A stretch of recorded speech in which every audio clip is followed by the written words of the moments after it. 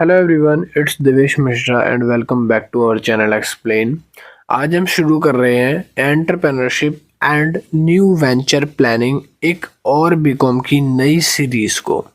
ये series semester fourth के लिए बीकॉम प्रोग्राम के बच्चे हैं या ऑनर्स के बच्चे हैं। अगर आपके पास एसओएल में, रेगुलर में या एनसी वेब में entrepreneurship and new venture planning की बुक है तो ये सीरीज़ आपके लिए बहुत ज़्यादा इम्पोर्टेंट होने वाली है। इस सीरीज़ के अंदर हम टोटल 8 चैप्टर हैं, 8 वीडियोस के अंदर सारे चैप्टर्स को कवर करेंगे। सारे चैप्टर्स आपके एसओएल के सिलेबस के अकॉर्डिंग होंगे जो आपकी बुक्स में दिया गया है, ठीक है। और इस बुक की सीरीज को हम 8 चैप्टर में कंप्लीट कर देंगे, जिसके सारे लिंक मैं डिस्क्रिप्शन में डाल दूंगा। आप जाके डिस्क्रिप्शन से एक एक करके चैप्टर वाइज वीडियोस को वॉच कर सकते हो फिर, ठीक है। तो डिस्क्रिप्शन चेक कर लेना, वहाँ पे सारे लिंक अवेलेबल करवा दिए जाएंगे। एक इम्पोर्टेंट चीज़ और, अगर किसी स्टूडेंट को इस बुक के नोट्स परचेज करने हैं तो नोट्स रेडी हो चुके हैं। नोट्स बाय करने के लिए, नोट्स अगर वो परचेज करना चाहता है तो मेरे को मैसेज करना मेरे व्हाट्सअप नंबर पे नोट्स के लिए। मेरा व्हाट्सअप नंबर आपको डिस्क्रिप्शन में भी मिल जाएगा और स्क्रीन पे नीचे शो कर रहा है, ये मेरा व्हाट्सअप नंबर है। आप इस पे मुझे मैसेज करिए कि सर हमें नोट्स परचेज करने हैं। मिनिमम अमाउंट 120-30 रुपये जो भी होगा वो पे करके आप पीडीएफ को बाय कर सकते हो, जिसमें ऑल सारे के सारे चैप्टर्स आएंगे और जितने भी चैप्टर्स होंगे उसमें आपको सारे मिल जाएंगे।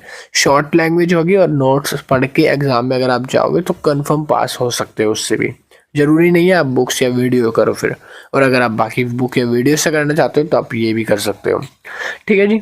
तो आइए शुरू करते हैं हमारी entrepreneurship and new venture planning का फर्स्ट चैप्टर। आज हम इसका फर्स्ट चैप्टर कवर करेंगे। हम पूरा फर्स्ट चैप्टर इसमें ख़त्म करेंगे पहले एक लेक्चर में। इंट्रोडक्शन टू एंटरप्रेन्योरशिप, एंटरप्रेन्योरशिप का लेक्चर हम कवर कर रहे हैं। और इसके साथ साथ हमने एक दूसरी बुक भी बीकॉम की स्टार्ट कर रखी है, जिसका नाम इंटरनेशनल बिजनेस है और कॉस्ट अकाउंटिंग है। तो अगर आपने वो सीरीज़ नहीं देखी तो प्लेलिस्ट में मिल जाएगी, आप उनको भी जाके चेकआउट कर सकते हो। तो चलिए शुरू करते हैं चैप्टर नंबर 1 हमारा, एंटरप्रेन्योरशिप इंट्रोडक्शन। सबसे पहले हम शुरुआत करेंगे एंटरप्रेन्योरशिप के कॉन्सेप्ट से। पहले समझेंगे कि एंटरप्रेन्योरशिप का मतलब क्या होता है। यहाँ पे लिखा है the word entrepreneur is derived from the French verb. ये एक फ्रेंच वर्ब से आया है जिसका नाम पहले था एंटरप्रेडर, ठीक है। इन 16th सेंचुरी, 16वीं शताब्दी में इस वर्ड को खोजा गया था। The first reference of the word entrepreneur which made military expeditions, ठीक है। इसका मतलब होता है मिलिट्री एक्सपेडिशन एक तरह से। The French who organised the military expeditions was known as entrepreneur. ये जो लिखा है ना वर्ड मिलिट्री एक्सपेडिशन, इसका मतलब होता है कि वो व्यक्ति जो अपना काम करने के लिए एक कुशल दिमाग का इस्तेमाल करते हैं ना, उनको मिलिट्री एक्सपेडिशन बोला जाएगा। टू आगे लिखा है टू ऑर्गेनाइज और to undertake the establishing meaning of entrepreneurship. Establish करना किसी चीज़ को, कोई ऐसा एक व्यक्ति जो किसी चीज़ को, कार्य को करने के लिए कुशल हो पूरी तरह से, वो पूरा एंटरप्रेन्योरशिप कहलाता है, ठीक है। जिसके अंदर कोई गुण होना चाहिए कि किसी ऑर्गेनाइजेशन को वो चला सकता है या किसी ऑर्गेनाइजेशन को वो स्टेब्लिश कर सकता है। देन द कंस्ट्रक्शन पीपल, और उसके बाद लिखा है architects and builders were refer to as a entrepreneur. और इसके बाद कंस्ट्रक्शन वालों को ये नाम दिया गया, जिसमें लोग आते हैं, आर्किटेक्ट आते हैं और बिल्डर्स आते हैं, जिनको एंटरप्रेन्योर का नाम रखा गया। Economist and business management consultant use this term entrepreneur as the factor of production. Economist में और बिजनेस मैनेजमेंट में जो कंसल्टेंट होते हैं वो इस टर्म का इस्तेमाल जो है फैक्टर्स ऑफ प्रोडक्शन के टाइम पर यूज़ करते हैं, which distantly different from other labour categories, और जो बाकी अदर लेबर कैटेगरी से हटके होते हैं। एंटरप्रेन्योर रिप्रेजेंट करते हैं एक ऑनर को और एक ऑर्गेनाइजर को, एक बिजनेस के, ठीक है। Various studies and research describe the entrepreneur as a person with organization capacity, distinct value, attitudes, aptitudes, skill, belief and qualities। एक एंटरप्रेन्योर्स के अंदर काफ़ी सारी चीज़ों को खोजा जा सकता है। फॉर एग्जांपल जैसे कि उसके कुछ वैल्यूज़ हो सकते हैं, कुछ स्किल्स होंगे, उसके कुछ बिलीव्स और क्वालिटीज़। ठीक है, आगे लिखा है he is a creative, imaginative and innovative person. वो एक इनोवेटिव पर्सन होता है जो चीज़ों को बनाता रहता है, डेवलप करता रहता है। इमेजिनेटिव वो लोग होते हैं जो कल्पना ज़्यादा करते हैं। तो एक एंटरप्रेन्योर का कल्पना करता है अच्छी। वो एक क्रिएटिव बंदा होता है। He bears the calculated risk. Entrepreneur एक कैलकुलेटेड रिस्क को बेयर करता है। उसके जो डिसीजंस होते हैं वो गोल सेटर होते हैं। और जो ही is A committed and a hard working. Entrepreneur क्या होते हैं? हार्ड वर्किंग होते हैं। जो काम उन्होंने कमिट कर लिया तो वो उसको पूरा करके रहते हैं। ही is A best time manager with excellent team building. वो अच्छे से टाइम मैनेज करना जानते हैं अपनी टीम बिल्डिंग के साथ। जो भी अपनी टीम है जिनको बनाया गया है उनके पार्टनर्स में, उनके साथ, और प्रॉब्लम को सॉल्व करने की एबिलिटी रखते हैं। Definition of entrepreneur. अब हम पढ़ेंगे एंटरप्रेन्योर की डेफिनेशन क्या है। तो देखो, फर्स्ट डेफिनेशन यहाँ लिखी है और सेकंड डेफिनेशन नीचे लिखी है। ठीक है, दोनों में से जो भी आपको बेस्ट लगे वो आप चूज कर सकते हो। मैं फर्स्ट वाली चूज करूंगा। ठीक है, फर्स्ट वाली आपको पढ़ाऊंगा। An entrepreneur is one who creates a new business. एक एंटरप्रेन्योर वो व्यक्ति जो बिजनेस को नए तरीके से डेवलप करता है। In the face of risk, risk को लेकर भी, and uncertainty for achieving profit and growth opportunity. और अनसर्टेनिटी, जब कोई चांस नहीं होता उस टाइम पर भी वो ग्रोथ और प्रॉफिट अचीव करने के अवसर ढूंढता रहता है। And assemble the necessary resources, और वो अपने संसाधनों को जुटाता है। Resource to capitalize on those opportunity, और उन रिसोर्सेज का इस्तेमाल करके उन अवसरों पर काम करता है जो बिजनेस में आगे फायदेमंद हो सकते हैं। ठीक है, तो ये थी डेफिनेशन एक एंटरप्रेन्योर की। आगे लिखा है entrepreneur is a risk bearer. Risk bearer का मतलब क्या लिखा है इन्होंने? तो रिस्क बेरर का मतलब होता है वो व्यक्ति जो रिस्क उठाना चाह रहा है। ठीक है, जैसे खतरों के खिलाड़ी कह सकते हो नॉर्मल भाषा में। लिखा है N Irish man living in France was the first who introduce the entrepreneurship. एक आयरिश मैन थे, फ्रांस के आदमी थे, जिन्होंने पहली बार एंटरप्रेन्योरशिप को डेवलप किया था। वो कहते थे कि जो एंटरप्रेन्योरशिप है उनके पास होता है रिस्क बियरिंग। उनके अलग अलग इकोनॉमिक्स लेवल पे रिस्क लिए जाते हैं। ठीक है, उन्होंने डिफाइन करा कि जो एंटरप्रेन्योरशिप है वो एक एजेंट भी है और एक तरह के फैक्टर्स ऑफ प्रोडक्शन के लेकर काम करते हैं। Entrepreneurs as an organizer. Organizer क्या होता है? जैसे पार्टी ऑर्गेनाइजर होते हैं ना, तो ऑर्गेनाइज करते हैं। तो एंटरप्रेन्योर भी इसी तरह के काम करता है। आगे इसमें लिखा है Jean Baptiste says the architects architectic industrial with the unpleasant practical experience, developing the concept of entrepreneur a little further, which survived the almost two countries. His definition associates entrepreneurship with the functions of coordination, organization and supervision. According to him, इन्होंने लिखा कि definition में कि जो एक entrepreneur होता है उसका काम कुछ फंक्शंस में बांट दिया गया होता है। पहला होता है कोऑर्डिनेशन करना, तालमेल बना के काम करना। दूसरा ऑर्गेनाइजेशन संभालना। तीसरा सुपरविजन करना।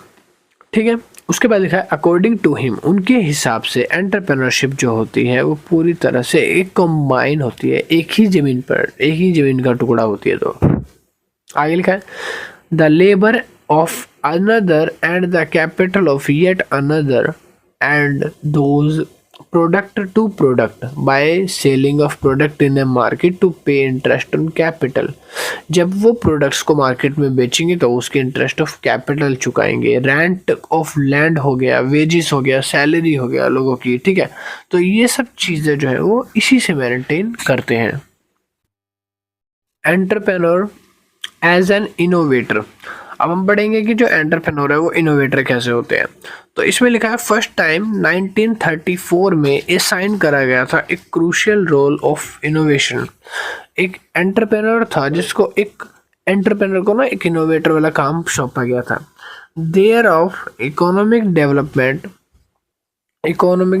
होने के बाद आगे लिखा है by instituting new combinations of products के नए नए कॉम्बिनेशन बनाए गए थे, इनोवेशन हुई थी।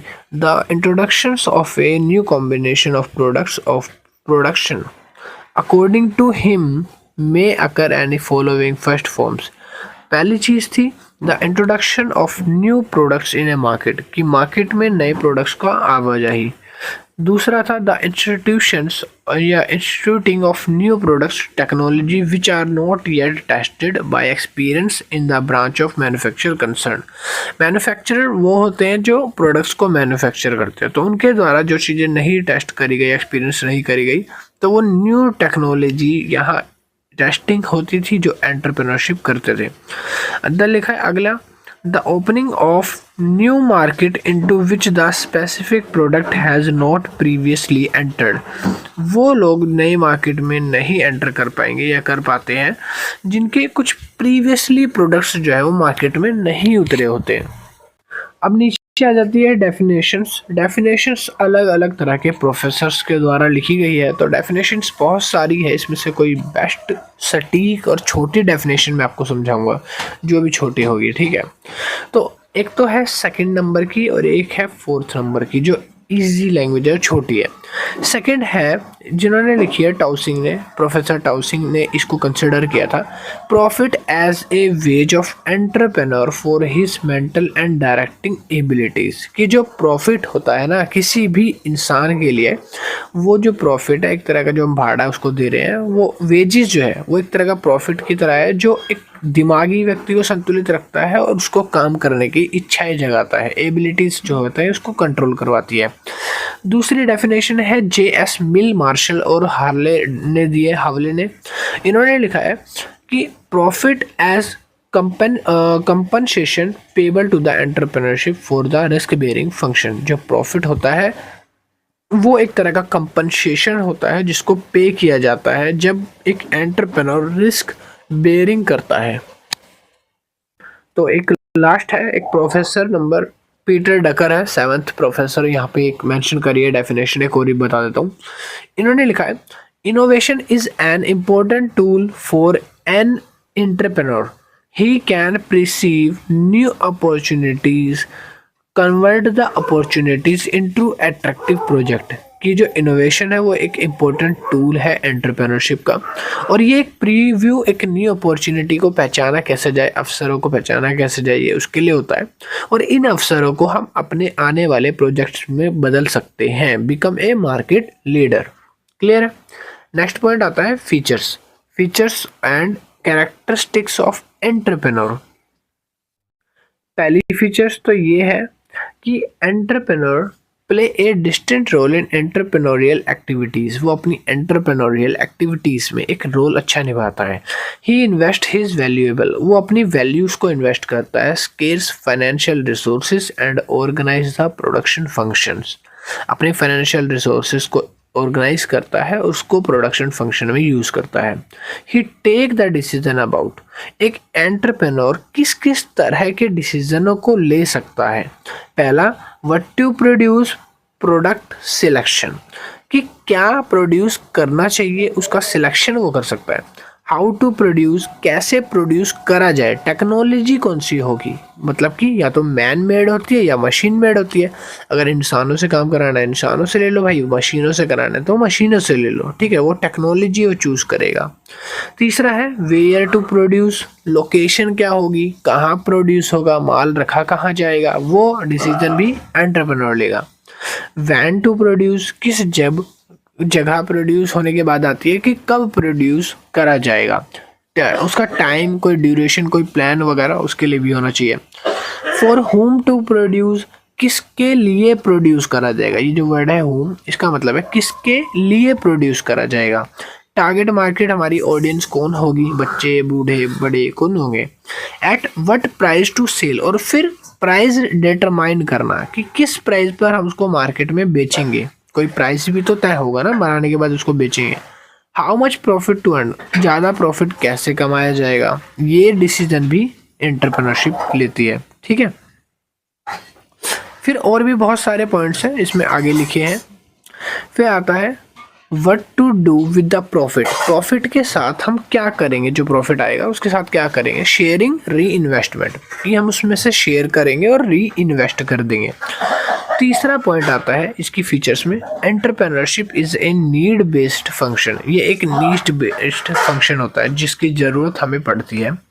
फोर्थ पॉइंट है एज ए लॉजिकल आउटकम, एक लॉजिकल आउटकम में द प्रोडक्ट्स और services offered by an entrepreneur possess utility, कि एक प्रोडक्ट्स और सर्विसेज जो ऑफर करी जाती है एंटरप्रेन्योर के द्वारा वो एक यूटिलिटी होती है जिससे संतुष्टि मिलती है लोगों को, खाने के बाद उसको कंज्यूम करने के बाद एक कैपेसिटी तक संतुष्टि मिलती है।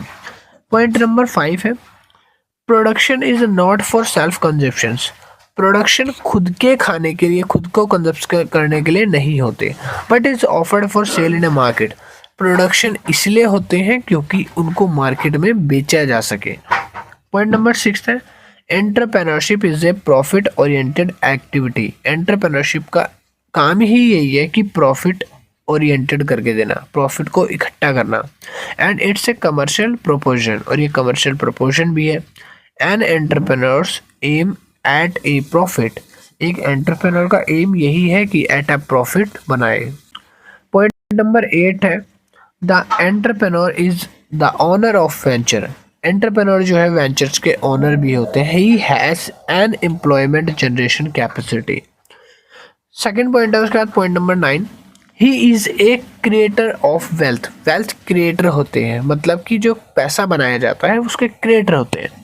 कैरेक्टरिस्टिक्स ऑफ एन एंटरप्रेन्योर, पहले हमने पढ़ा एंटरप्रेन्योरशिप में क्या क्या कैरेक्टरिस्टिक्स और फीचर्स होने चाहिए, अब हम देखेंगे कि एंटरप्रेन्योर के क्या क्या कैरेक्टर्स होते हैं।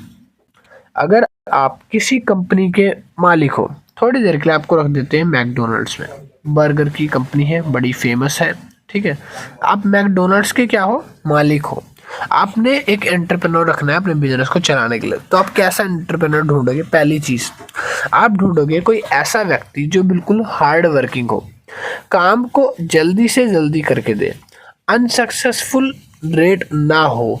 ठीक है, एंटरप्रेन्योर का मतलब है कि जो भी स्वेट फील्ड है, जो भी आपके नॉर्मल आवर्स हैं, उन आवर्स में आप इतना बेहतरीन काम करके निकालें कि बाद में आपको प्रॉफिट हो life time endless.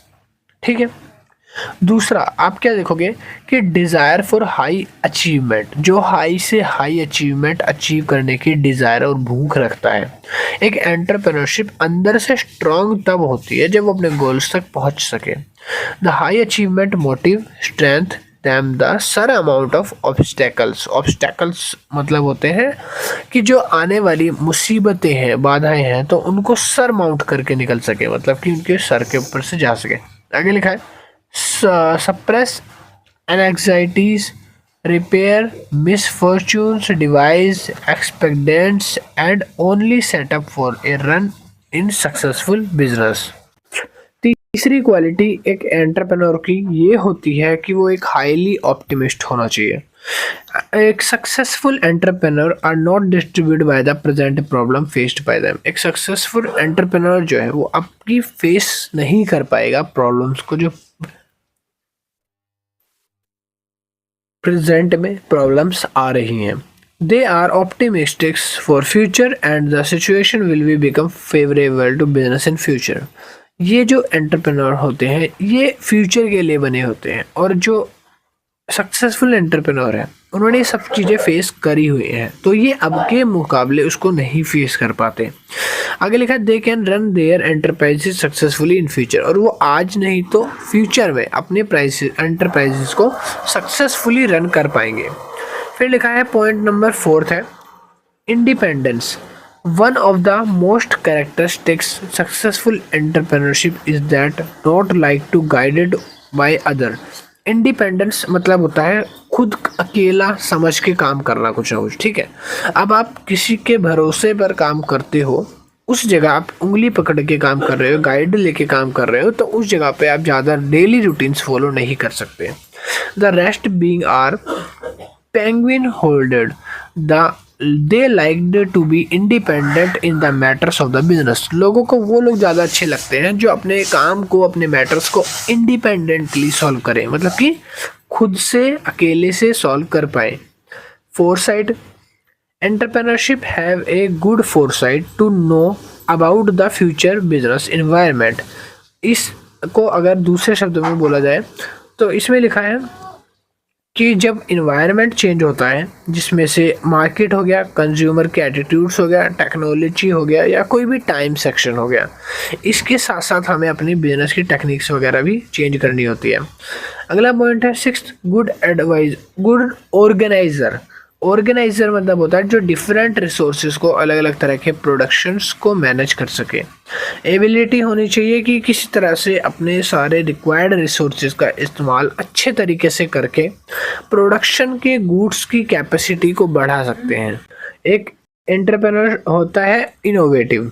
Production it means meet the consumer. Production का मतलब तो हो गया कि मीट द कस्टमर्स रिक्वायरमेंट को और चेंजिंग को फुलफिल करना टाइम टू टाइम।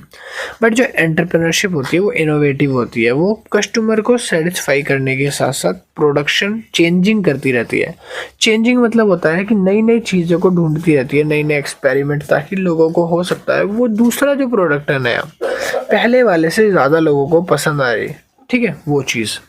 हट जा, सॉरी भाई आपको नहीं कहा। अगला पॉइंट है need and function of entrepreneurship to capitalize of new opportunity and create wealth and job. नई अपॉर्चुनिटीज को अनलॉक करने के लिए और अपनी क्रिएट वेल्थ को बढ़ाने के लिए अब कुछ आगे करना पड़ेगा, मतलब एडवांस करना पड़ेगा, ठीक है। अब हम पढ़ेंगे कि एंटरप्रेन्योर के फंक्शन क्या क्या होते हैं। अभी हमने कैरेक्टरिस्टिक्स पढ़ी, अब हम पढ़ेंगे फंक्शंस, जो कि टोटल मेजर कुछ गिने चुने फंक्शन है 5-7। तो पहला फंक्शन होता है आइडेंटिफाइंग एंटरप्रेन्योरियल अपॉर्चुनिटीज। एक एंटरप्रेन्योर बिजनेस के अंदर हमेशा यही ढूंढेगा कि कहाँ अपॉर्चुनिटी की ज़रूरत है। अगर अपॉर्चुनिटी की ज़रूरत वो ढूंढ सकता है तो बिजनेस में टिका रहेगा, अदरवाइज वो नहीं रहेगा। तो यहाँ पर लिखा है they are based human needs. ये ह्यूमन नीड्स के ऊपर होता है, जैसे कि खाना, कपड़े लत्ते मतलब फैशन, एजुकेशन, और विच कंसिस्टेंटली चेंजिंग, और जो चेंज हो रहा है। तो हर एक कॉमन मैन के कुछ गोल्स रियलाइज करने, कुछ अपॉर्चुनिटीज को संभालना और पहचानना। दूसरी चीज आती है टर्निंग आइडियाज इनटू एक्शन। जो आइडियाज है, जो दिमाग में कैपेबल आइडियाज होते हैं, उनको रियलिटी में चेंज करना। उन आइडियाज़ को, इंफॉर्मेशंस को गैदर करना और उनको डिमांड्स ऑफ मार्केट के अकॉर्डिंगली समझना और उसको इफेक्ट करना। नेक्स्ट पॉइंट है feasibility studies। The entrepreneurship conduct studies to access the market feasibility of proposed production or services। He anticipates problem and assessing quality, quantity, cost of source of input reduced to the run the enterprises, such as blueprint to the all activities of termed a business plan और ए project report. एक entrepreneurship जो होती है वो study करती है कि market में किस तरह की सर्विसेज वगैरह को ज़्यादा प्रमोट किया जा रहा है, उनकी क्वालिटी क्या है, उनकी क्वांटिटी क्या है, और उनके इनपुट्स को इस्तेमाल करके एक ब्लूप्रिंट्स बनाकर अपनी बिजनेस प्लान्स को, अपनी रिपोर्ट्स को अच्छा कर सकती है। अगला पॉइंट आता है उसके बाद रिसोर्सिंग। रिसोर्सिंग का मतलब होता है जो दिए गए सोर्सेज है उनको रिसोर्स करना, ठीक है, उनको यूटिलाइज करना, अच्छे से इस्तेमाल करना। उसके बाद पॉइंट नंबर 5 है setting up of the enterprises. For setting up of the all enterprise by entrepreneur may be fulfil some legal formalities. Legal formalities जो होती हैं कुछ, उनको पूरा करना। He is try to find a suitable location, designer premises, install machinery और other many things. अपने production से रिलेटेड काम करने के लिए चाहे वो मशीनरी सेटअप करना हो या फिर और भी कोई काम हो सकता है। तो उसके लिए आपको एक बेस्ट सुटेबल लोकेशन ढूंढनी पड़ती है जहाँ पर आप अपने सारे काम को आराम से कर सको। Entrepreneurial mindset, the way of thinking. यहाँ पर लिखा है कि जो एंटरप्रेन्योरियल होता है वो उद्यमवर्ती होता है, जिसका कुछ दिमाग है वो हटके होता है, मतलब कि स्पेशल टाइप का, ठीक है। और तो वो चैलेंजेस वगैरह को फेस कर सकता है, जो रिस्पॉन्सिबिलिटी है, आउटकम्स है, उनको देख सकता है, समझ सकता है। तो यहाँ पर लिखा है इसमें और क्या क्या चीज़ें आ जाती हैं। तो इसमें आती हैं, पहली चीज़ जो होती है वो होती है self awareness. Reflect on your strength, weakness, interest and values. ये आपकी स्ट्रेंथ को, वीकनेस को, इंटरेस्ट को और वैल्यूज़ को शो करता है। आइडेंटिफाई करना होता है कि आपके जो पैशनेबल एरियाज़ हैं वो क्या है, कि आप किस चीज़ में माहिर हो, आपकी स्किल्स अच्छी है, आप कौन सा काम करना चाहते हो, आप वो करो। दूसरा, रिस्क टेकिंग एंड टॉलरेंस। देखो इसमें embrace and willingness to take calculate risk. जब हम रिस्क कैलकुलेट करते हैं तो कभी कभी एम्बेरस या विलिंगनेस आती है, इच्छा शक्ति कम होती है। तो इस जगह पर अपने को सही से मेंटेन करना। दूसरा पॉइंट इसमें है understanding that failure is often a part of entrepreneurial journey. जिन चीज़ों से आप फेल हुए हो, जो चीज़ें आपको पीछे कर रही हैं, उनसे सीखना, अपॉर्चुनिटी, अवसर आने पर उनको आगे सीख के ग्रो करना दोबारा से। तीसरा आता है innovative thinking. Foster is a mindset that value creativity and innovative. Foster कहते थे कि जो माइंडसेट होता है वो एक क्रिएटिव माइंडसेट होता है एक एंटरप्रेन्योर का। Encouraging curiosity and the exploring of new ideas and solution. अपने अंदर एक क्यूरियोसिटी जगाना, मतलब कि इच्छा जगाना, आप नई नई चीज़ों को सीखना चाहते हो, आइडियाज़ और सॉल्यूशंस वगैरह चाहते हो। पॉइंट नंबर 4 है opportunity recognization. Train your self. अपने आप को ट्रेन करो, पहचानो अपने अवसरों को और दिन प्रतिदिन उन पर काम करो। Look for problem that need the solve areas and improvement can be made. जो प्रॉब्लम सॉल्व होने की ज़रूरत है वहाँ जाइए, उनको देखिए और समझिए और उनको ये आश्वासन दिलाइए कि आप उसको सॉल्व कर सकेंगे। फिर आता है नेक्स्ट पॉइंट अडेप्टेबिलिटी। अडेप्टेबिलिटी मतलब होता है जहाँ पर आप एम्बेरस चेंज या अनसर्टेनिटी को कम करते हैं।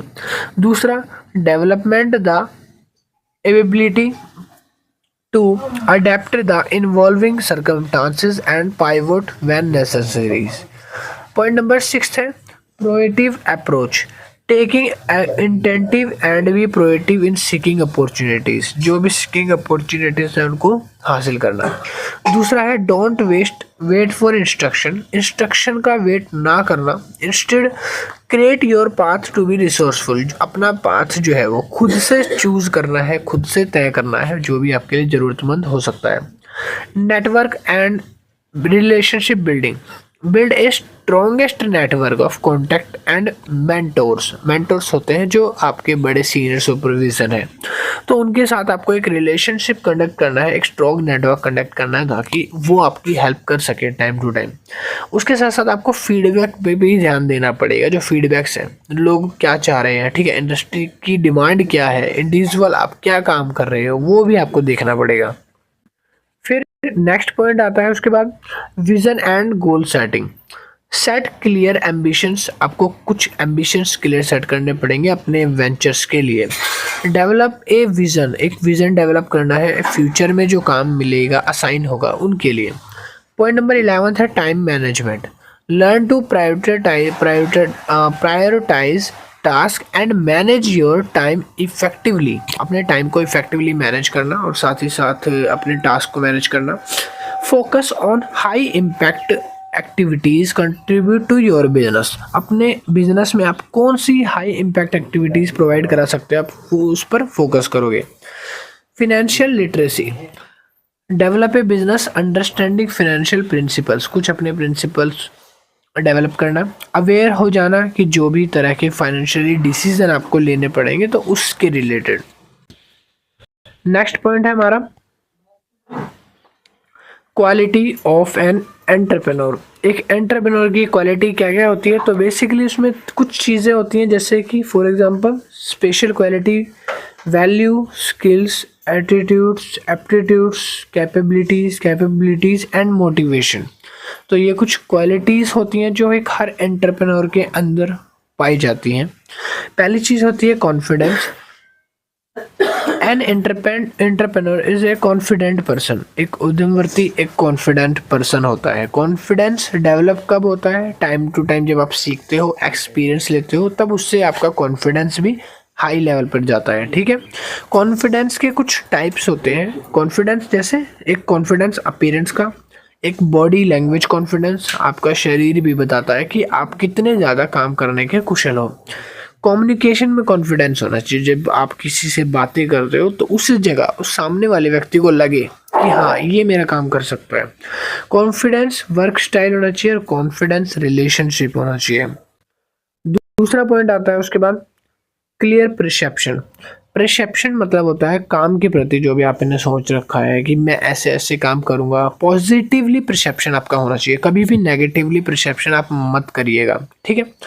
एक एंटरप्रेन्योर जो होता है उसको अपना गोल अचीव करने के लिए ये भी सेट करना पड़ता है कि उसका परसेप्शन कैसा है, वो किस तरह से अपने रिसोर्सेज को, अपने बाकी मेंबर्स को, ऑर्गेनाइजेशंस में और रिलेशनशिप्स वगैरह को, लोगों को कैसे ट्रीट करता है, उनके लिए परसेप्शंस कैसा रखता है। अगर वो ऐसा परसेप्शन रखता है कि वो सबसे लड़ाई करता है तो फिर वो बिजनेस में आगे नहीं चल पाएगा। ठीक है। अगला है रिस्क बेयरिंग एबिलिटीज़। अगर उस बिजनेस पर्सन में या कोई एंटरप्रेन्योर में रिस्क बेयरिंग एक्टिविटीज़ नहीं है तब वो आगे लॉन्ग रन नहीं होता। आगे लिखा है some people are identified as zero risk taker. कुछ लोग ऐसे होते हैं जिनको रिस्क लेना पसंद नहीं होता। They do not take risk and are afraid of take challenges. और वो चैलेंजेस टेक करने से डरते हैं। They select easily attainable goals. Some peoples are a 100% risk. कुछ लोग ऐसे होते हैं जो बिल्कुल रिस्क टेकर होते हैं, जो बिल्कुल एक्साइटेड होते हैं रिस्क में इन्वॉल्व होने के लिए। और ऐसे जो लोग होते हैं वो दूसरे लोगों से ज़्यादा कॉम्पिटिटिव माने जाते हैं। नेक्स्ट पॉइंट है team building capacity. Team building capacity is a की ऑफ एंटरप्रेन्योरियल सक्सेस। ये एंटरप्रेन्योरियल सक्सेस का एक टीम बिल्डिंग कैपेसिटी जो है एक फंक्शन है एक तरह से। An entrepreneurs require a variety of service. एक एंटरप्रेन्योर को अलग अलग वैरायटी ऑफ सर्विस चाहिए।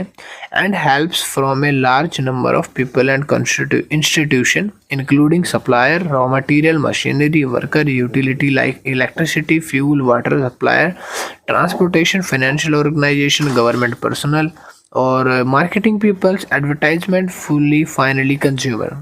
एक एंटरप्रेन्योरशिप को एक टीम बिल्ड करने के लिए इन सब चीज़ों की ज़रूरत पड़ती है, जैसे कि मटेरियल, मशीनरी, वर्कर। तो ये सब चीज़ें उसके लिए एक नेसेसरी हो जाती हैं अपनी टीम बिल्ड करने के लिए। नेक्स्ट पॉइंट है time consequence and time planning.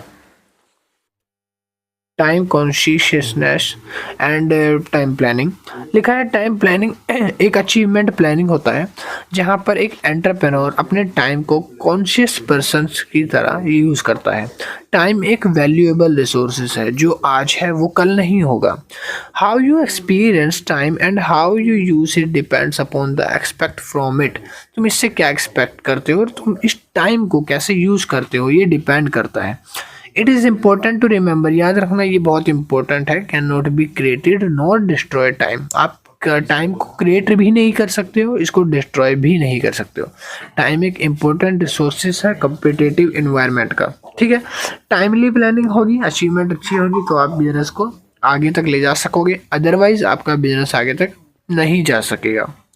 Interpersonal relationship. An entrepreneur has a make special efforts of developing human harmonies and cordial relationship with others।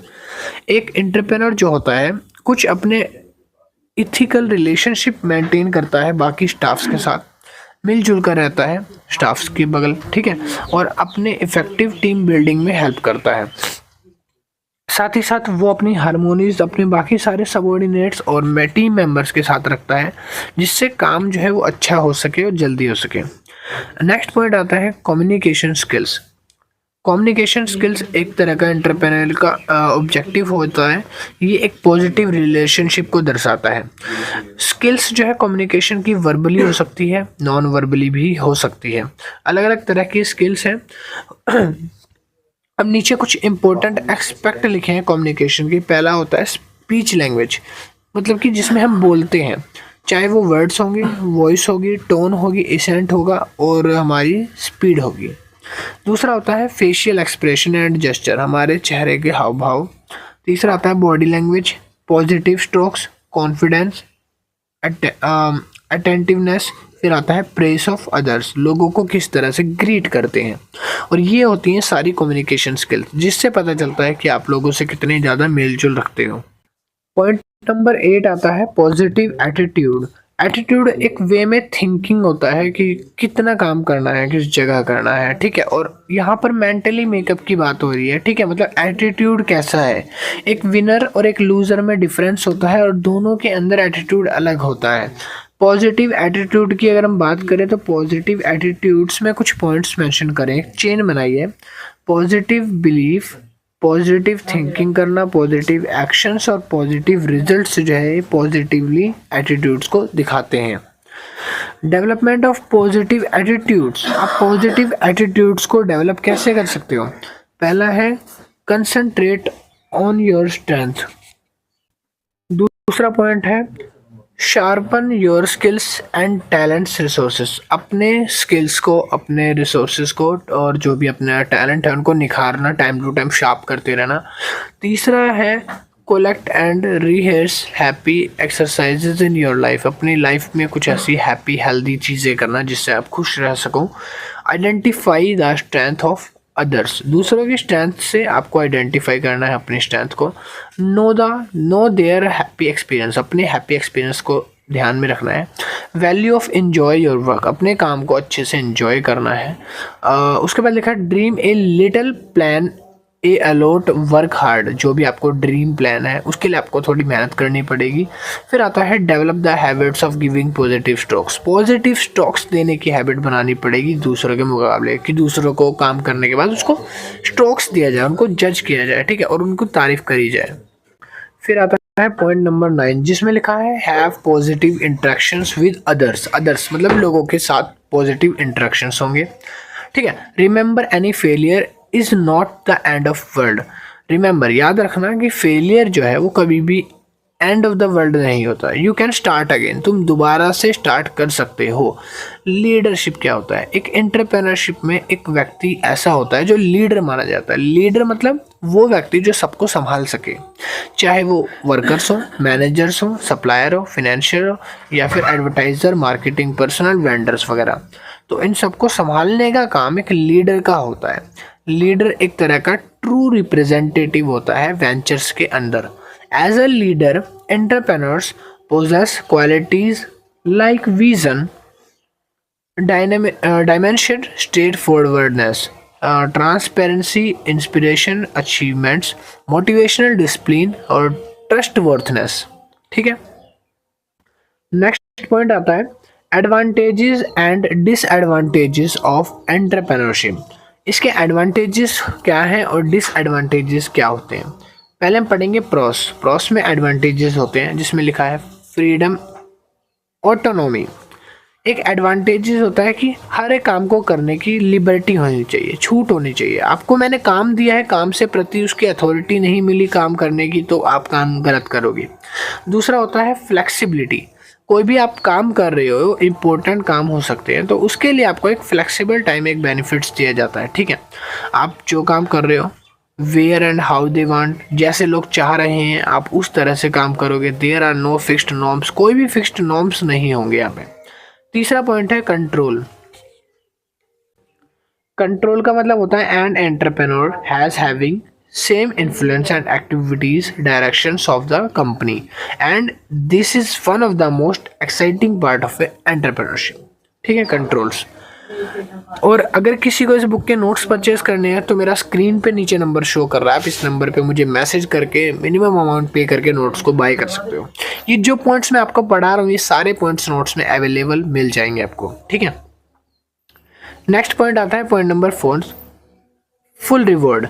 Full reward मतलब होता है entrepreneurship journey, and entrepreneurship is a one of which can enjoy the success of A business completely without any interventions, किसी भी तरह की interventions के बिना, बाधाओं के बिना अपना बिजनेस जो है वो ढंग से चला पाए, जिसकी वजह से उसको प्रॉफिट होकर, प्रॉफिट एक ग्रोथ का तरीका है।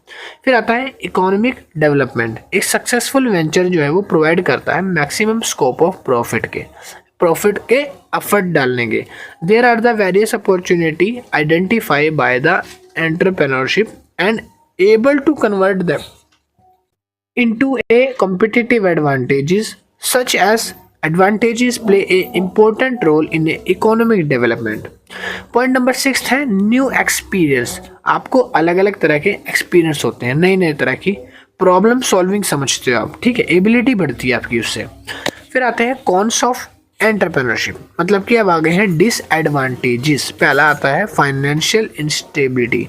फाइनेंशियल इंस्टेबिलिटी होती है, थोड़ा बजट ज़्यादा होता है, जिसकी वजह से कुछ बिगर चैलेंजेस आते हैं फाइनेंशियली तौर पे। ह्यूज कंपटीशन, आजकल एंटरप्रेन्योरशिप में भी बहुत सारा कंपटीशन है, जिसमें काफ़ी एंटरप्रेन्योर ऐसे होते हैं जिनको लैक ऑफ एक्सपीरियंस होता है, नॉलेज नहीं होती, स्किल्स नहीं होती, रिसोर्सेज का यूजेस कैसे है वो भी नहीं आता। तो ये ह्यूज कंपटीशन है इस चीज़ का। फेलियर रिस्क जो होती है ये बहुत कम लोग लेते हैं। फेलियर रिस्क एक बड़ी रिस्क है जिसको हार्ड वर्किंग लोग लेते हैं, जो उम्मीद रखते हैं कि वो कुछ आगे कर सकते हैं। बर्डन ऑफ रिस्पॉन्सिबिलिटी ज़्यादा हो जाती है, ठीक है। तो हमारा नेक्स्ट कॉन्सेप्ट आ गया है थ्योरीज ऑफ एंटरप्रेन्योरशिप। तो एंटरप्रेन्योरशिप थ्योरीज हम पढ़ेंगे, ठीक है। इसमें क्या क्या थ्योरीज हैं? पहली थ्योरी है innovation entrepreneurship theory. Joseph Aloysius स्कम्पेटर, ये जो प्रोफेसर है, इन्होंने एक डेफिनेशन लिखी है कि थ्योरी के ऊपर इन्होंने एक छोटी सी थ्योरी बनाई है, ठीक है। इनके अकॉर्डिंग लिखा है इन्होंने स्क्रप्चर्स के हिसाब से, central idea resolve around the concept of creative destructions. Central आइडियाओं को रिजॉल्व करना, डिस्ट्रक्शन से दूर रख के। He argued that innovation is a driving force behind the economic development and progress, कि जो इकोनॉमिक डेवलपमेंट और प्रोग्रेस है उसके पीछे का एक इनोवेशन वर्ड है, मतलब कि कुछ कर गुजरना। Entrepreneurship through their innovative activities. Entrepreneurship हमेशा अपनी उन एक्टिविटीज़ में लगी रहती है जो कुछ ना कुछ नया नया निकालती रहती है। वो कुछ नए प्रोडक्ट्स, नए सर्विसेज और बिजनेस के मॉडल्स को खोजती रहती है। और आगे लिखा है according to the Schumpeter play a crucial role of economic system. और ये जो इनोवेशन वर्ड है ये एक नया वर्ड है, नई चीज़ें ढूंढ के निकालता है एक बिजनेस मॉडल के लिए। These innovations take place various forms, और इन्हीं को वेरियस अलग अलग फॉर्म में रखा जाता है, जिसको नाम दिया गया है न्यू टेक्नोलॉजी, न्यू प्रोडक्शन और न्यू मेथड्स और ऑर्गेनाइजेशन स्ट्रक्चर, ठीक है। इनोवेशन मतलब क्या होता है? इम्प्लीमेंट करना उन प्रैक्टिकल्स को जो आपने पहले दिमाग में सोच रखे हैं। रिस्क टेकिंग वो व्यक्ति होता है जो अपने आने वाले टाइम पर कुछ बड़ा करना चाहते हैं, तो अनसर्टेनिटी ज़्यादा होती है, तो उसके लिए रिस्क लिया जाता है। सेकेंड थ्योरी आती है economic entrepreneurship theory. Richard Cantillon economist ने ये डेफिनेशन लिखी है, थ्योरी लिखी है। इन्होंने देखा था कि इकोनॉमी के अंदर जो है डोमेन प्राउडली फाइंड किया गया था। अब इन्होंने एंटरप्रेन्योरशिप में दो तरह के लोग देखे थे, एक होता है प्रोड्यूसर, एक होते हैं एक्सचेंजर। इनके हिसाब से जो दोनों रोल है वो एक व्यक्ति निभा सकता है। आगे इन्होंने बताया कि आयरिश फ्रेंच इकोनॉमिस्ट ने कंसीडर किया था कि अर्लीस्ट आने वाले टाइम पर कुछ ऐसे लोग होंगे जो अच्छे थिंकर होंगे, जो अच्छा सोच विचार और धाराएं रखते होंगे, विचारधाराएं, और इससे वो अपने आगे बिजनेसेस को चला पाएंगे, ठीक है। तब उन्होंने इस एंटरप्रेन्योरशिप इकोनॉमिस्ट थ्योरी को समझाया था। Individually who take risk in the market place of earn profit. अगर कोई अकेला व्यक्ति इसमें माथा मारेगा और रिस्क में यहाँ पर प्रॉफिट ढूंढने की कोशिश करेगा, तो एक अनसर्टेनिटी हो जाती है, एक चांसेस कम होते हैं कि आप सक्सेसफुल होगे ही होगे। बट डायनामिक मार्केट और रोल ऐसा है कि किसी भी तरह से आप मार्केट इक्विलिब्रियम पर पहुंच जाओगे। इन्होंने कुछ की एलिमेंट्स बताए हैं अपने, जैसे कि एंटरप्रेन्योर होता है रिस्क बियरर, और रिस्क बियरर मैंने ऊपर आपको बताया था। दूसरी चीज़ है एंटरप्रेन्योर को प्रॉफिट एंड लॉस मेंटेन होता है। तीसरा बताया था role of entrepreneurship is the resources allocation, जहां मैंने पढ़ाया था कि अपने दिए गए संसाधनों का कुशल पूर्वक इस्तेमाल करना जरूरी है। चौथा पॉइंट है एंटरप्रेन्योरियल एक्टिविटीज करना, टाइम एंड अनसर्टेनिटी को ध्यान रखना, अपने काम करना, टाइम टू टाइम डिसीजन लेना। सोशियोलॉजिकल एंटरप्रेन्योरशिप थ्योरी क्या होती है? ये मैक्स वेबर द्वारा दी गई है, ये फेमस थ्योरी है। इस थ्योरी के अंदर है कि जो भी आपके टैबूज हैं, कस्टम्स, कल्चर है और बिलीफ है, अकॉर्डिंग टू वेबर, वेबर बोलते हैं कि मेरे अकॉर्डिंग जो अलाइन करे हुए सिस्टम्स हैं, बहुत पर्सनल या कोई भी स्टार्टअप डेवलपमेंट हो सकता है। मैक्स वेबर जो है हाईली इन्फ्लुएंस्ड है सोशल थिंकर्स ऑफ टाइम से, कि जो टाइम सोशल थिंकर होते हैं उनसे। उन्होंने रिजॉल्व करी थी अपनी मोस्टली इंटरप्ले के अंदर सोशल ट्रांसफॉर्मेशन, जिसमें शेप्स ऑफ इवोल्यूशन का बताया गया है, एंटरप्रेन्योरशिप के शेप्स का बताया गया है, और भी काफ़ी चीज़ें इसमें मेंशन करी गई है। अब कुछ स्क्रिप्ट ऐसी है जब इन्होंने मेंशन करी थी तो आज वो इंडियन सोसाइटी के अंदर कुछ नहीं है। हिंदुइज्म या रिलीजन्स ऑफ इंडिया में स्क्रिप्ट जो बताई गई है वो वैसी नहीं रह गई है। थोड़ी सी सोसाइटी चेंज हो गई है, जिसकी वजह से आज थोड़े से अलग तरह के रूल्स रेगुलेशंस हैंगे। फोर्थ थ्योरी आती है psychological entrepreneurship theory. Psychological theory को 3 पार्ट्स में डिवाइड करा है, इंडिविजुअल ट्रेड्स में, कॉग्निटिव प्रोसेस में और मोटिवेशनल फैक्टर में। इंडिविजुअल ट्रेड्स के अंदर आते हैं कि लॉस ऑफ कंट्रोल, जहाँ पर फोकस कंट्रोल होता है, जहाँ पर टॉलरेंस फॉर एम्बिग्यूटी होती है और अंडरस्टैंड करते हैं अपने कंट्रीब्यूट को, अपनी सक्सेस और फेलियर को। कॉग्निटिव में आता है कि इन्वेस्ट करते हैं कहीं जहाँ पर प्रॉब्लम सॉल्विंग की जगह है, जहाँ पर नीड है, लोगों को लगता है कि प्रॉब्लम सॉल्व हो सकती है, उस जगह की प्रॉब्लम को सॉल्व करा जाएगा। मोटिवेशनल थ्योरी के अंदर हम अपने फुलफिलमेंट के साथ साथ अपने बाकी जो पार्टनर्स हैं उनको मोटिवेट करते हैं। एक फैक्टर्स होता है जब वो काम करना बंद कर देंगे, धीरे धीरे वो अनमोटिवेट हो जाते हैं, तो उनको फिर से मोटिवेट करने के लिए थ्योरी लिखी गई थी, psychological entrepreneurship factor theory. Next theory है ई the theory of need for achievement. ऐसी थ्योरी जो अचीवमेंट को नीड कर सके। इसका बिलीफ होता है कि जो एंटरप्रेन्योरियल सक्सेस है वो एक तरह से जड़ से बंधी हुई है, ठीक है। और इस थ्योरी के अकॉर्डिंग आप उस साइकोलॉजिकल ड्राइवर को हासिल करके इस थ्योरी के आउटकम्स तक पहुंच सकते हो। अब इसके लिए कुछ एक्सपेक्ट बताए गए हैं। पहला आता है मोटिवेशनल फोर्सेस, गोल ओरिएंटेड, आप काम जो कर रहे हो, चैलेंजेस जो फुलफिल ले रहे हो वो स्पेसिफिकली चैलेंजेस गोल ओरिएंटेड होने चाहिए। रिस्क टेकिंग प्रोपेंसिटी होनी चाहिए। फिर नेक्स्ट पॉइंट आता है फीडबैक एंड रिकॉग्निशन। एंटरप्रेन्योरशिप जो होती है ये एक नीड होती है कि किस तरह से आपने परफॉर्मेंस करी है, तो उसका एक आपको फीडबैक मिलना ही चाहिए, ठीक है। अब फीडबैक जो है कैसे मिलता है? फीडबैक के लिए भी काफ़ी सारी मोटिवेशन थ्योरीज नीचे मेंशन है। ऑटोनॉमी मतलब होता है ये थ्योरी ऐसी है जहाँ पर आपको ज़रूरत होती है किसी तरह के वर्क की, आप काम करते हो, आप इंडिपेंडेंटली सेल्फ डायरेक्शन में काम करते हो, फिर आपको आपके काम की अचीवमेंट के बदले हाईली नीडेड जो होती है परफॉर्मेंसेस वो आपको प्रोवाइड करवाई जाती है। पॉइंट नंबर एफ है the resource based entrepreneurship theory. Focus करती है स्ट्रेटेजिक मैनेजमेंट पे और क्रूशियल डिटर्मिनेंट्स पे। आगे लिखा है थ्योरेटिकल फ्रेमवर्क में देखा जाए तो ये थ्योरी जो है कंपेटिटिव एडवांटेजेस और सस्टेनेबल परफॉर्मेंस और contingent effective equations development deployment and leveraging of valuable resources पर ध्यान रखती है। This theory build on the broader concept, ये एक ब्रॉडर कॉन्सेप्ट पर बेस्ड हुई थी जिसको बोलते हैं RBV, resource based view. Resource based view का मतलब होता है ये थ्योरी आपके रिसोर्सेज पर बेस्ड है।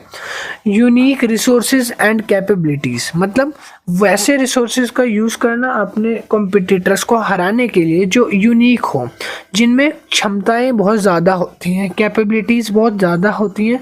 टेक्नोलॉजी जितनी स्पेशलाइज्ड होगी उतना ज़्यादा नॉलेज भी बढ़ेगा और उतना काम अच्छा होगा। सेकंड आता है entrepreneurial orientation. Entrepreneurs have the see agent private role of identifying and exploiting. काफ़ी बार पाया जाता है कि जो एंटरप्रेन्योरशिप है वो एक प्राइवेट रोल निभा रहे हैं अपनी चीज़ों को आइडेंटिफाई करने में और एक्सप्लोर करने में। तो वो अपॉर्चुनिटी और वो एक्वायर लिवरेज वगैरह जो है इनोवेट करने में हेल्प करता है।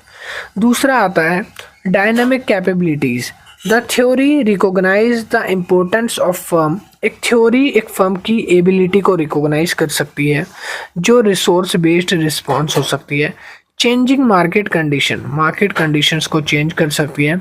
डायनामिक कैपेबिलिटी जो है एक कैपेसिटी होती है, सेंस कह सकते हो, अपॉर्चुनिटी कह सकते हो। And the reconfigure resources to explore their opportunities effectively. फिर लिखा है रिसोर्सेज हेट्रोजेनिटी। हेट्रोजेनिटी का मतलब होता है डिफरेंस टाइप के रिसोर्सेज होते हैं अलग अलग कॉन्ट्रीब्यूशंस फर्म्स में, और इन पर यूनिक तरह के सेट लगाए जाते हैं जहाँ पर अलग अलग तरह के एंटरप्रेन्योर लोग जो होते हैं उनकी डिमांड होती है अपनी कॉम्पिटिटिव को बढ़ाने के लिए अलग अलग तरह की मशीनरी का। तो वो ऐसे बंदे हायर करते हैं जिनको हर तरह की मशीनरी इनोवेट करनी, चलानी और काम लेना उनसे आता हो, बेटर यूटिलाइज कर सके। आगे आता है relevance of entrepreneurship in Indian society. ठीक है, और देखो ये चैप्टर हमारा फर्स्ट ही चल रहा है, थोड़ी वीडियो ज़्यादा लंबी हो गई है क्योंकि मैं सारे कॉन्सेप्ट आपको लाइन से समझा रहा हूँ। अगर आपको वीडियो हेल्पफुल लग रही है और अगर आपको नोट्स बाय करने हैं तो आप स्क्रीन पे मेरा नंबर शो कर रहा है, आप इस नंबर पे मुझे मैसेज कर सकते हो नोट्स परचेज करने हैं कि आपको। ठीक है, और दूसरी चीज़ कि इसके बाद के जो भी चैप्टर्स होंगे वो प्ले लिस्ट में अवेलेबल हैं, तो इसके बाद वो भी आप चेकआउट एक बार कर लेना। डिस्क्रिप्शन में मैंने लिंक डाल दूँगा, हर एक वीडियोज़ में आ जाएगी। तो आगे लिखा है relevance of entrepreneurship and Indian society. पहला आता है इनोवेशन, दूसरा आता है क्रिएटिंग एंड शेयरिंग वेल्थ, तीसरा आता है जनरेशन ऑफ एम्प्लॉयमेंट अपॉर्चुनिटीज़ की एम्प्लॉयमेंट अपॉर्चुनिटीज़ को किस तरह से जनरेट कराएं, बैलेंस रिलीजन डेवलपमेंट की जो रिलीजन डेवलपमेंट है उनके बीच का बैलेंस कैसे होगा, जीडीपी मतलब पर कैपिटा इनकम जो है वो क्या होती है रिलेवेंस। तो देखो ये मेन पॉइंट्स ज़्यादा नहीं है इसलिए मैंने पॉइंट्स आपको हाईलाइट बताए हैं बस। Entrepreneurship as a creative response of society problem. तो ये प्रॉब्लम ये क्वेश्चन पेपर में आएगा क्वेश्चंस, तो ये इंपॉर्टेंट क्वेश्चन है, इसको आपको करके जाना है। ठीक है, आज हम इसमें पढ़ेंगे कि जो भी सोशल प्रॉब्लम्स होती है रैपिड चेंजिंग के साथ साथ जो आती है तो उनको कैसे फेस किया जाता है, कौन कौन सी प्रॉब्लम्स आ सकती है। पहली है थिंकिंग चैलेंजेस ट्रेडिशन। आजकल जो बिजनेस में चल रहा है ये ओपन माइंडेड अप्रोच प्रॉब्लम चल रही है जहाँ पर कुछ फ्रेश आइडिया या टेक्निक्स बहुत ज़्यादा बढ़ चुकी हैं और इनकी वजह से टाइम टू टाइम हमें फैक्टर्स को बदलना पड़ता है, वेरिएबल फैक्टर्स हो चुके हैं। प्रॉब्लम भी सोशल तौर पर बहुत ही ज़्यादा आ रही है इन सब में से। आगे लिखा है और there are ability to deal with problem and challenges. और हमारे अंदर एक प्रॉब्लम इन चैलेंजेस को फेस करने की इन प्रॉब्लम्स को और चैलेंजेस को फेस करने की क्षमता होनी चाहिए। नेक्स्ट पॉइंट है thinking combines creativity with market intelligence. Thinking embodies creativity which is imagination about the possibility, but the most important characteristics of entrepreneurial is to balance creative solution. किस तरह से क्रिएटिव सॉल्यूशन को balance करा जाए और किस तरह से जो है पॉसिबिलिटीज़ को अच्छा रखा जाए। With comprehensive market intelligence, knowledge of the problem आपको पता होगी एंड देयर कंट्रीब्यूटिंग वेरियल एम्पावर्स, तभी आप उसकी एम्पावर्स के ऊपर काम कर सकोगे। Blend different between concept of the different construct design unique and differentiate strategy. काफ़ी बार हो जाता है कि अलग अलग तरह की कॉन्सेप्ट होते हैं, अलग अलग तरह की यूनिक डिज़ाइंस और यूनिक शेप्स में मशीनरी होती है, तो जिसके टेक्निकल प्रॉब्लम्स अलग होते हैं। Thinking practices humility. Humility is a core element of thinking.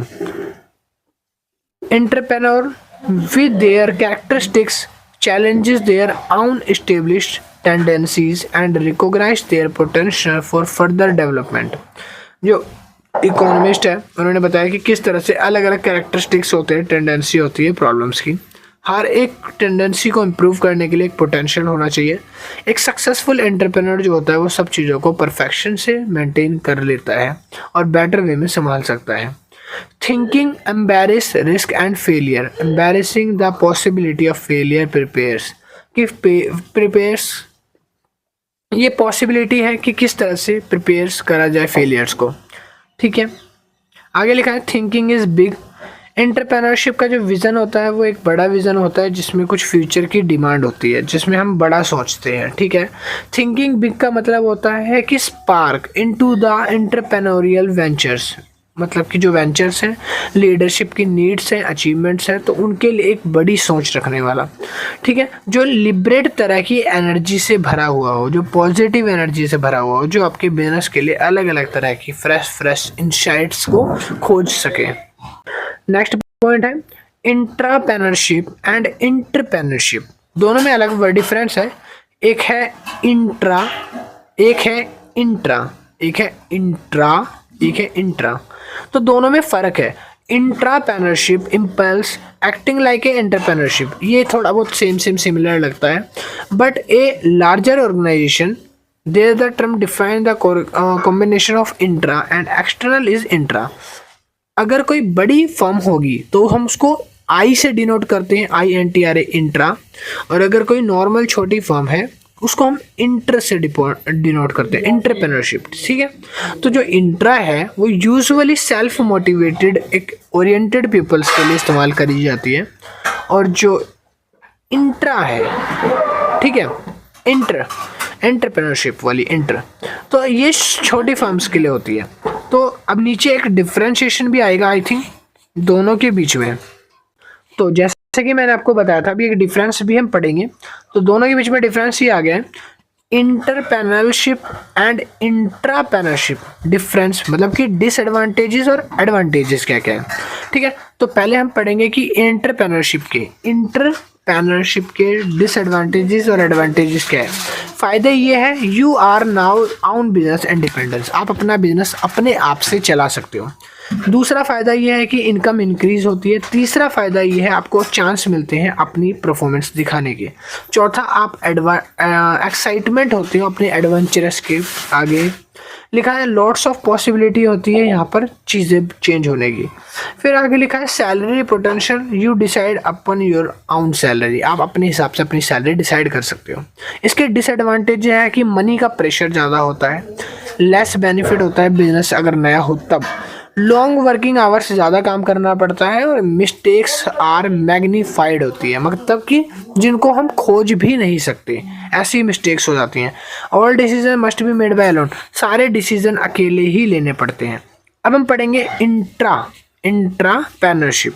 इसके एडवांटेजेस होती है कि ability to stay in a friends well known environment, एक ऐसा एनवायरनमेंट होता है जहाँ पर आपके कुछ दोस्त और सहयोगी होते हैं। Practice your skills within an organization lower risk, आप किसी कम रिस्क पे भी ऑर्गेनाइजेशन में सीख सकते हो पहले इसको आराम से। तीसरा आता है यूजिंग कंपनी रिसोर्सेज यूज़ करके गुड नेम नॉलेज वगैरह उससे ले सकते हो। चौथा है एक्सेस टू कस्टमर इंफ्रास्ट्रक्चर, मगर इसके एडवांटेजेस के बाद डिसएडवांटेजेस आते हैं। द रिवॉर्ड में नॉट बी एक्सपेक्टेशन, रिवॉर्ड हमारे हाथ में नहीं होता, वो हमारा बॉस जो होता है या जो कंपनी के ऑनर होते हैं वो देते हैं, तो वो अनएक्सपेक्टेशन भी होती है कभी कभार।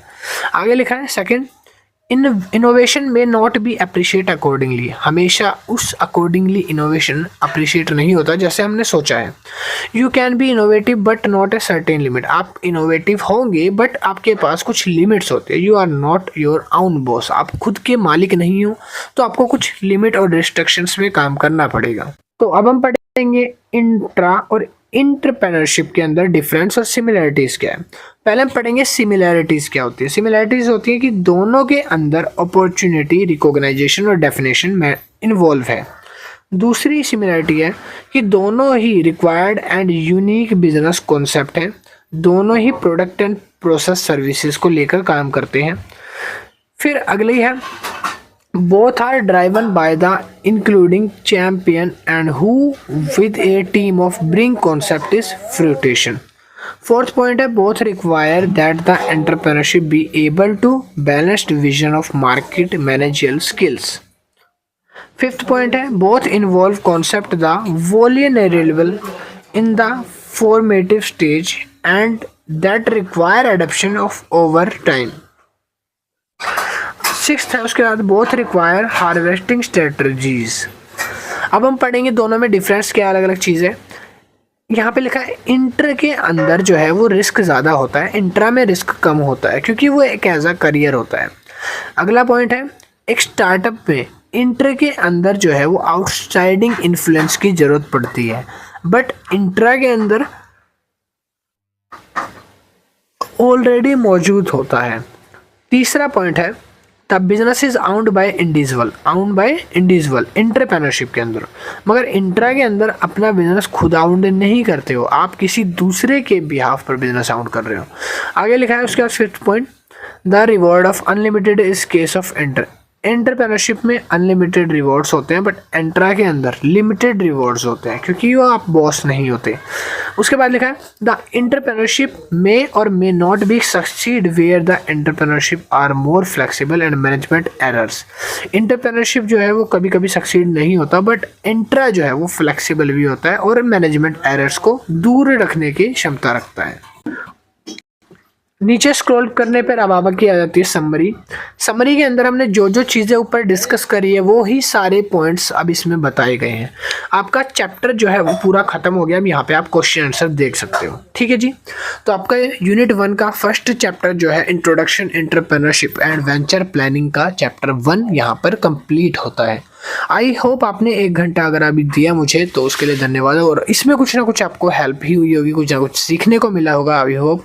और बाकी अब आप चाहे इस बुक को वीडियो से ही कवर कर सकते हो, अगर आप देखना चाहो सारे वीडियोस के लिंक कुछ दिनों में डिस्क्रिप्शन में अवेलेबल करवा दिए जाएंगे, तो डिस्क्रिप्शन में ज़रूर चेक कर लेना। सारे 8 के 8 लेक्चर्स के लिंक आपको डिस्क्रिप्शन में मिल जाएंगे। अगर किसी स्टूडेंट को नोट्स परचेज करने हैं तो वो अब नोट्स भी बाय कर सकता है। मिनिमम 130 रुपीज़ बस नोट्स के प्राइस है, और आपको पूरे चैप्टर्स के नोट्स मिलेंगे, सारे चैप्टर्स होंगे उसमें एंटरप्रेन्योरशिप वेंचर प्लानिंग के, ठीक है। तो जो सेमेस्टर 4th के बच्चे बाय करना चाहते हैं वो मुझे व्हाट्सएप पे मैसेज कर सकते हैं। मेरा नंबर डिस्क्रिप्शन में भी है और स्क्रीन पे भी शो कर रहा है, ऊपर आपको डिस्प्ले कर रहा होगा नीचे, तो आप यहाँ से मुझे कांटेक्ट कर सकते हो। बाकी कोई क्वेरी है, कोई अच्छा लगा बुरा लगा सजेशन है कोई, वो कमेंट में कमेंट कर सकते हो, मैं उस पर भी वर्क करूँगा ज़रूर से।